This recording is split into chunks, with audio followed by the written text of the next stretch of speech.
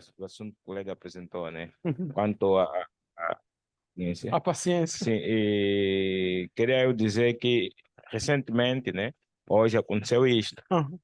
Eu a dar uma aula, né? Sobre queda livre, Queda livre. sim, física, Aham. e a fazer a dedução das fórmulas, né? Em função à figura, Aham. estava no quadro.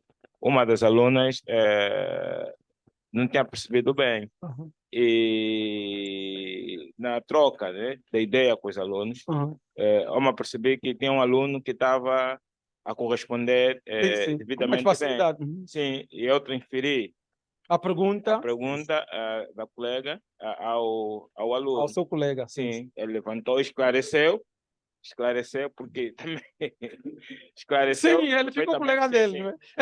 Sim, é nosso colega. sim, sim, É, sim. perfeitamente. E esclareceu perfeitamente. Sim, a colega depois perguntei, entendeste? Ela disse, entendi. Depois de E não, mais um... não se sentiu mal? Não, não, não. Depois Aham. de mais um remate. Ah, tá Porque bem. também, diante dessa situação, há alunos que também só querem ouvir o professor a falar. É verdade. Só querem ouvir o professor a falar. Então, isso já falei 2 vezes, ela está dizendo que não entendeu. Então, transfiro a questão, né, para um colega que eu sei que percebeu e possa esclarecer. E também, quanto ainda a paciência, eu também já fui um professor muito impaciente, porque eu, quando eu comecei a dar aulas, eu queria mostrar tudo aquilo que eu aprendi sobre matemática e física. Ok. Então, praticamente, o ensino médio, fiz técnico, a universidade técnico, mestrado também entrei na área técnica. Então, era muita informação, que eu fazia demonstrações, às vezes os alunos ficavam assim, "Epá." Em boca aberta. Sim. Eu depois fui notando que eles não tinham Sim. a Exatamente. base Exata a base. matemática. Claro, é Ah, verdade. quer dizer que eu tive que baixar um pouco De os nível. níveis, tá Exatamente. bom? É Para verdade. Sim. poder compreender. É verdade. Eu até uso um slogan que até hoje eles, quando vejam-me, utilizam para brincar, Uhum. que é o Mateleme. É um slogan que o doutor Pulupinga, lá no Vitor, Aham. falava sempre, né? Mateleme é matemática elementar. Ah, Vocês ok. precisam ter o Mateleme, vocês não têm. Porque para nós percebermos certas situações, vocês precisam ter a matemática elementar, Ok. que é o caminho para perceber certos fenômenos matemáticos ou demonstrações do ponto de vista físico como matemático. Perfeito, Sim, sim. perfeito. É Tá, sim, é sim. tá. Pronto, e aí essa nossa vida de professor que tem muitas coisas complexas. Sim, sim. Ah, Saudações, Sim, sim. sim, sou o Luia Bianda. Gostaria mais esclarecimento sobre. Não a dizer que está a ser muito romântico. Ah, desculpa. Desculpa.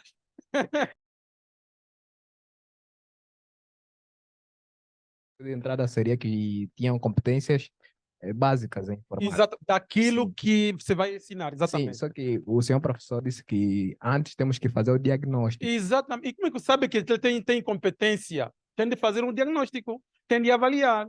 É professor da informática, não é? Sim, Então, por exemplo, vai lá ensinar pela primeira vez, vai ensinar a informática aos estudantes. Primeiro tem de fazer uma avaliação se os estudantes já têm noção na disto ou verdade, não. eu ensino programação. Na verdade, o estudante tem que saber já Ah, noções básicas de ok, informática, porque eu vou ok, ensinar o ok. avançado. Ah, Então, exatamente. tipo, É um o bocado mais diagnóstico, técnico. sim, só a avaliação diagnóstica só faço já depois para para saber mesmo se o estudante tem noções básicas. Ok. Aquelas noções básicas que avalia antes de ensinar a programação é que nós chamamos de perfil de entrada. Quer dizer que nenhum aluno pode aprender a programação se não souber sobre computação. Isso quer dizer que se na tua avaliação diagnóstica existir um estudante ou dois que não sabe informática, vai ter que pedir para que tenha que aprender primeiro informática, não pode aprender programação. Porque o critério para aprender a programação é saber ter conhecimento de informática. Este processo de buscar a informação, se o aluno já sabe ou não, é que nós chamamos de perfil de entrada. Ali, por exemplo, no primeiro dia, quando vai ensinar programação, perfil de entrada, conhecimento, depois de ter feito a avaliação, todos os alunos têm conhecimento de informática. Esse é o perfil de entrada. E o perfil de saída vai ser aquele pacote de programação que vai ensinar naquele dia. Se no final da aula todos os alunos conseguem fazer o exercício que você ensinou, então o perfil de saída vai ser: todos os alunos já sabem fazer a programação Y. Assim vai ser. Obrigado. Sim.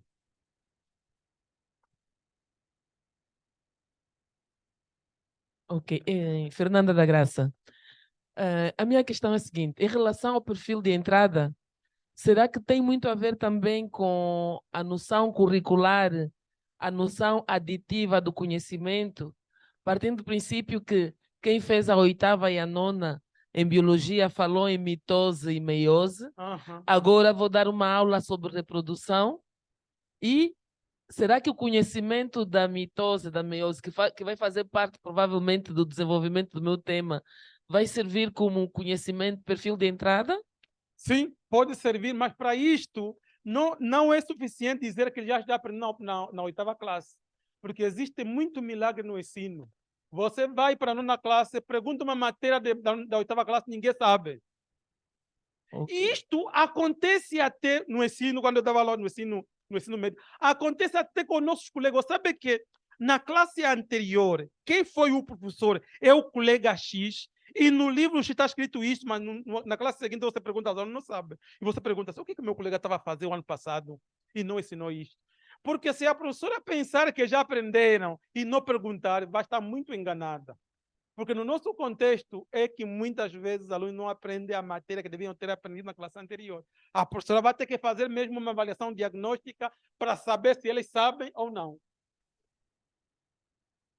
Aí é.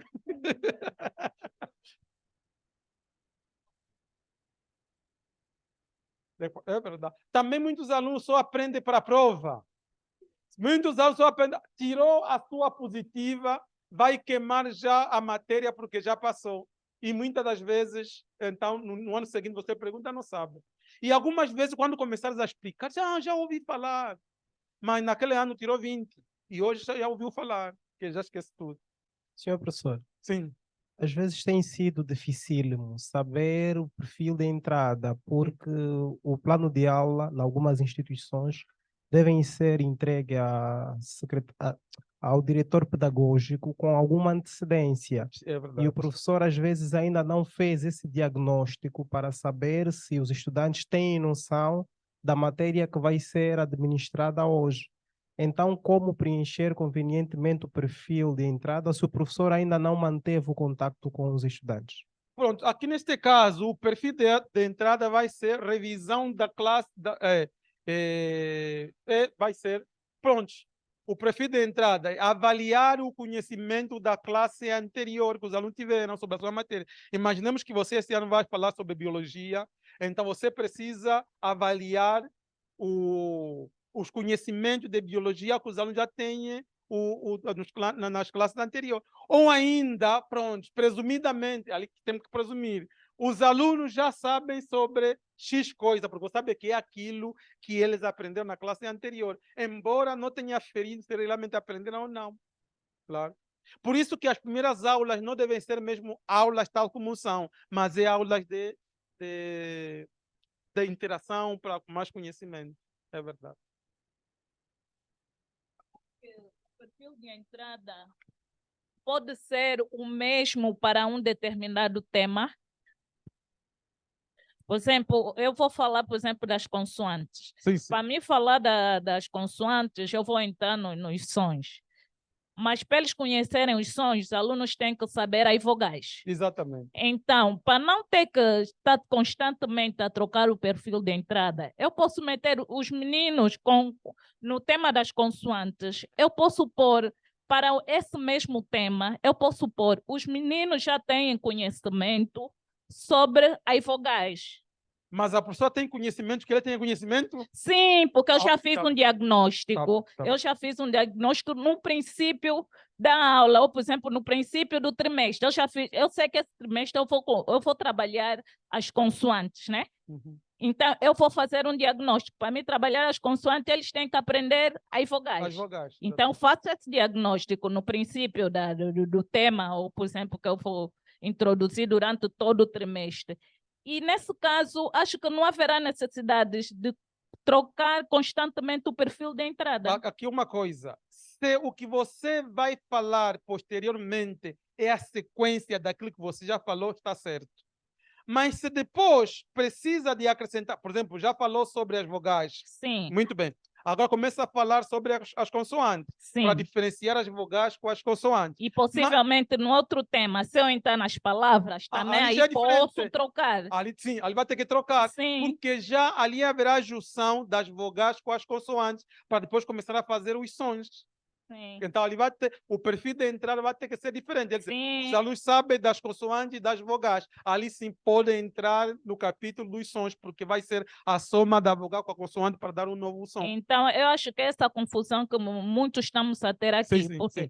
porque eu, para me dar uma aula, eu tenho que saber o perfil de entrada. De entrada, Eu tenho exatamente. que traçar já o plano com o perfil de entrada. Exatamente. Caso o plano entre na secretaria, eu já sei que o perfil de entrada é aquele que eu tracei. Exatamente. Então, não há necessidade de eu esperar o final da aula ou chegar na aula. Por quê? Porque se eu tiver que pôr o perfil de entrada com relação àquilo que eu vou dar hoje, necessariamente eu não tinha que traçar o perfil de entrada. Uhum. Por quê? Porque eu vou entrar na aula, eu tenho que fazer um diagnóstico, só depois do diagnóstico é que eu tenho que pôr o perfil de entrada.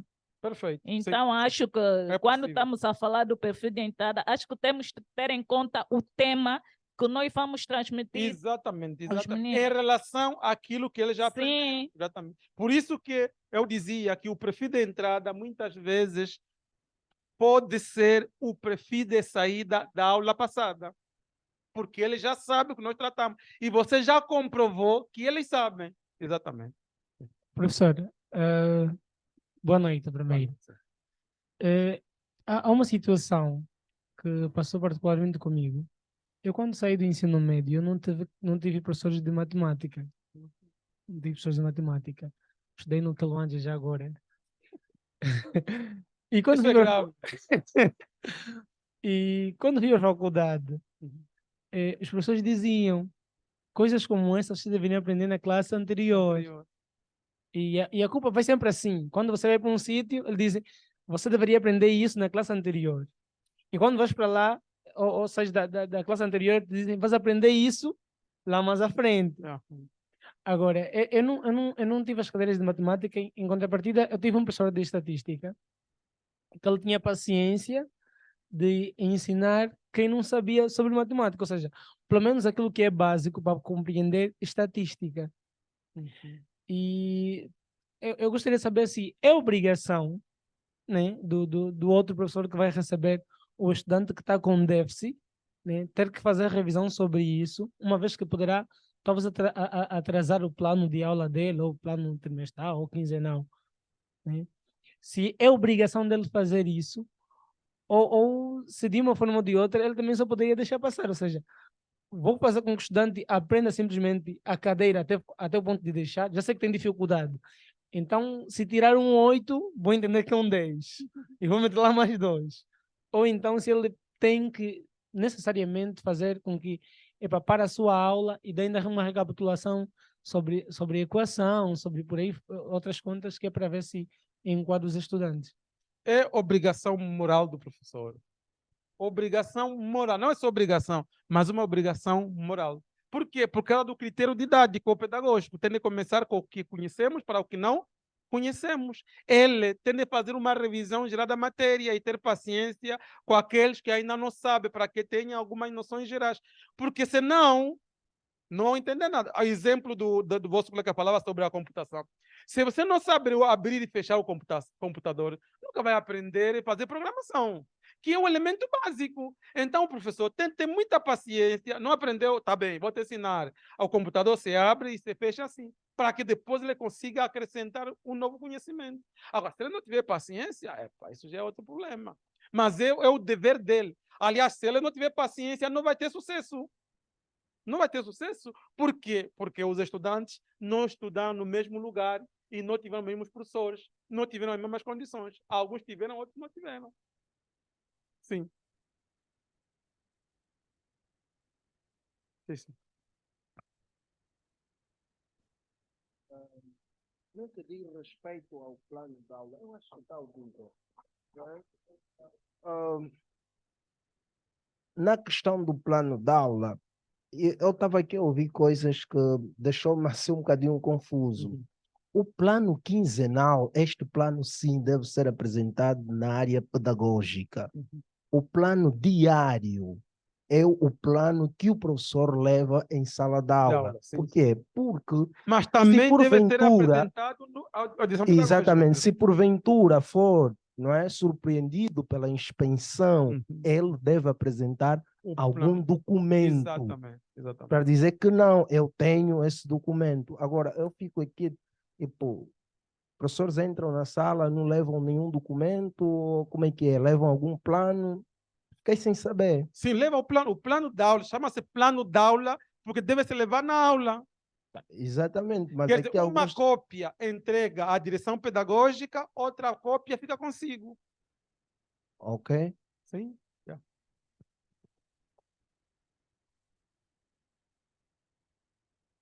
Exatamente. Vai para a sala de aula. Sim. É um documento obrigatório para estar na sala de aula. E todos os passos que o professor estava aqui a coisa, né? Eu tenho isso estruturado. Sim. No plano que eu tenho agora, eu estava a acompanhar o que o professor estava a dizer. Sou professor de saúde mental. E aquilo que o professor estava aqui a dizer, eu via, mostrei aqui ao colega, disse, mas está tudo aqui, não sei.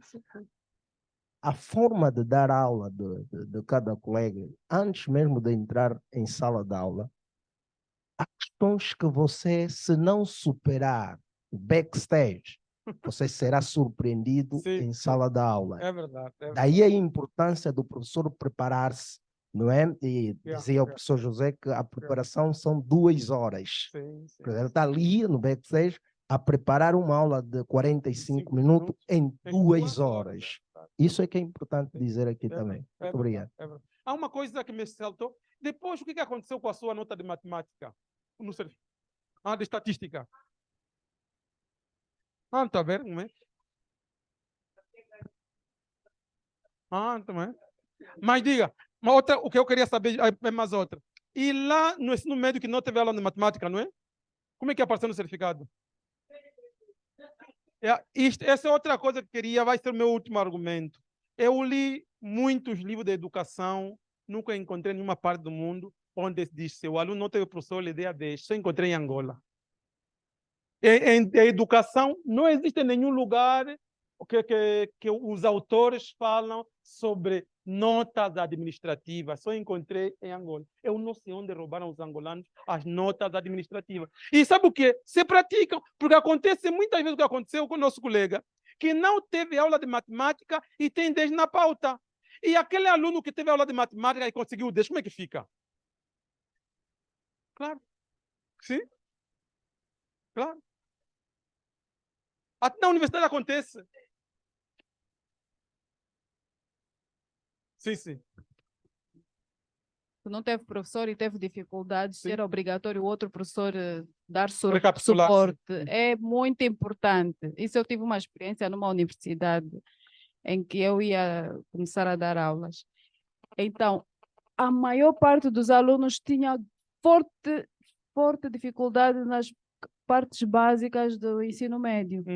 Então, foi necessário uma intervenção, tem que baixar, tem que mudar a planificação para poder levantar os alunos, porque a maior parte não tinha conceitos básicos do curso em que estava inserido. Então, se você não faz isso, você não tem resultados. E depois os alunos veem que você é um mau professor. Claro, é verdade.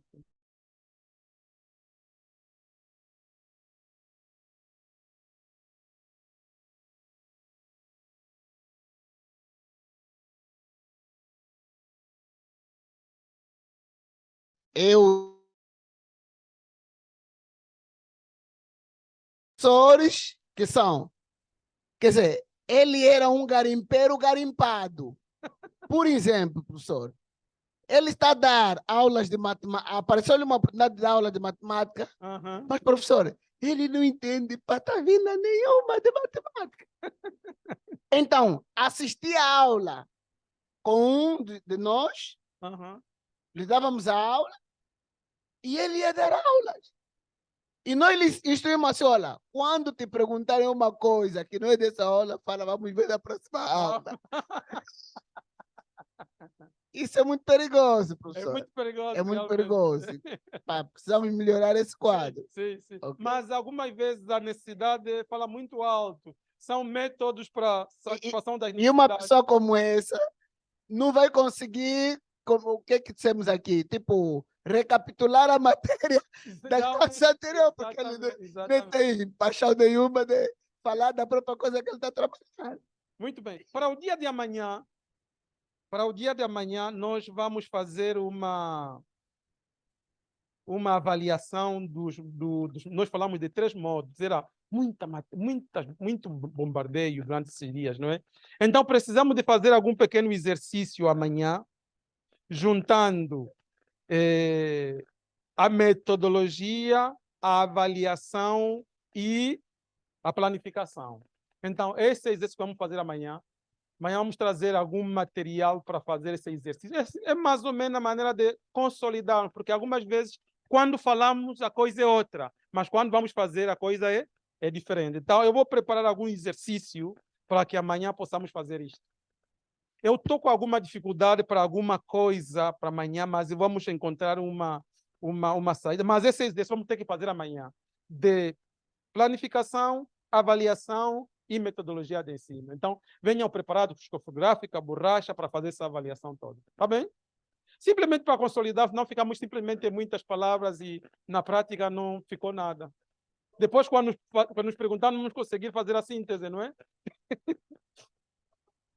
Online. Pronto, vamos lá ver. Muito obrigado e até amanhã.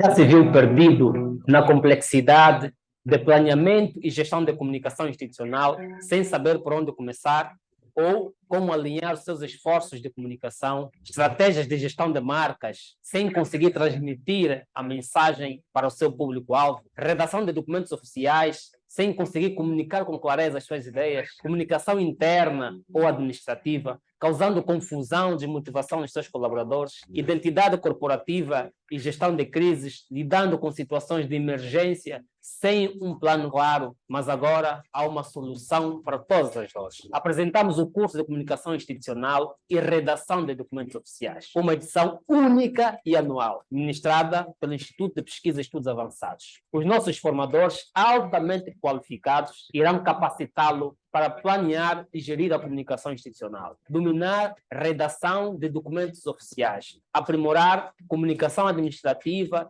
e comunicação interna, construir e manter uma identidade corporativa sólida e saber lidar eficazmente com crises. Não perca esta oportunidade única de aprendizado. Inscreva-se nos contactos abaixo. Venha se juntar a nós de 27 a 1 de dezembro na Mediateca de Luanda e transforme a sua carreira através do conhecimento e habilidades que você irá adquirir. Inscreva-se agora e faça parte deste curso transformador da comunicação institucional e redação de documentos oficiais. Esperamos vê-lo. Juntos, vamos superar essas dores e alcançar o sucesso profissional que você merece.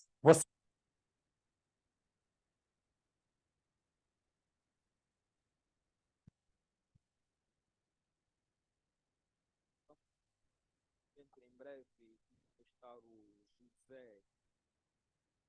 José Chivinda Capinhala, um dos formadores da Semana de Agregação Pedagógica.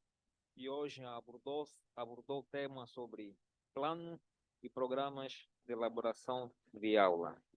Esta Semana de Agregação Pedagógica irá terminar já no dia 17 e está a decorrer também as inscrições para o curso de Comunicação Institucional e Redação de Documentos Oficiais. Está na contagem regressiva.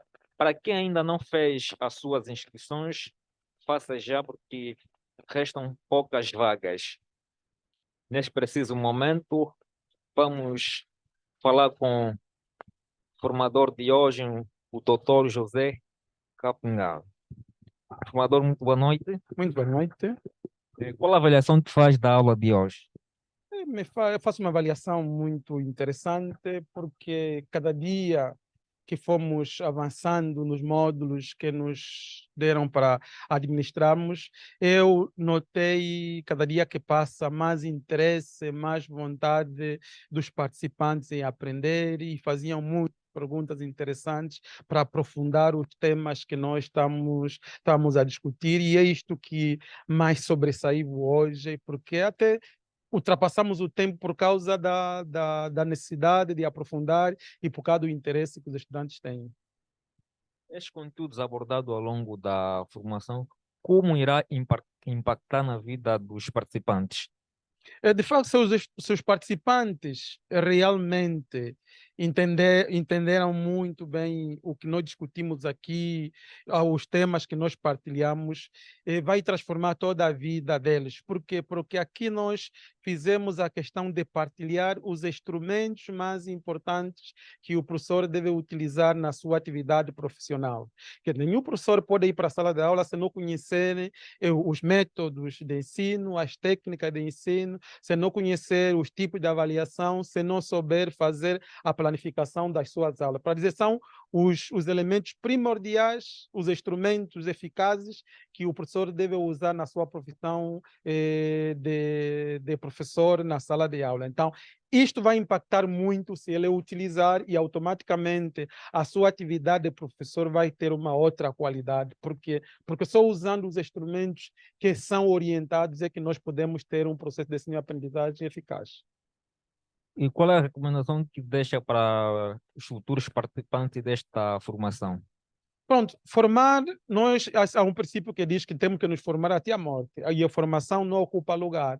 Todos aqueles que tiverem interesse em formar-se, venham, por favor. Algumas vezes nós olhamos muito no quanto nós vamos gastar e não pensamos que algum dia este gasto pode ser recompensado quando nós tivermos uma boa formação. Então, não olhem atrás, venham, inscrevam-se e façam a vossa formação, porque o dinheiro amanhã acaba, mas a formação fica para nós para toda a vida. Então, o que nós aprendemos hoje podemos carregar para a nossa vida toda e isso nos pode nos fazer pessoas mais qualificadas. Então, é bom formar-se porque é para toda a vida.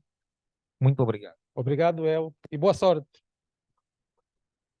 Ouvíamos o formador José Chivinda Capingala, que nos falou sobre os conteúdos ministrados na sessão de hoje. E para quem ainda não fez a sua inscrição, importa lembrar que estamos na contagem regressiva para o início da formação de comunicação institucional e redação de documentos oficial. Esta mesma formação irá começar já no dia 27 de novembro a 1 de dezembro.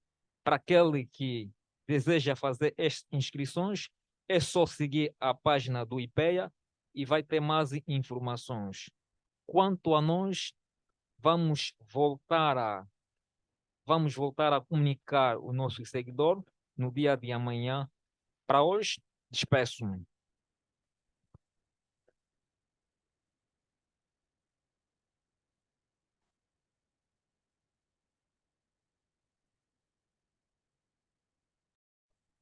Não vai atrapalhar, não sei. Ah, atrapalhar, não sei.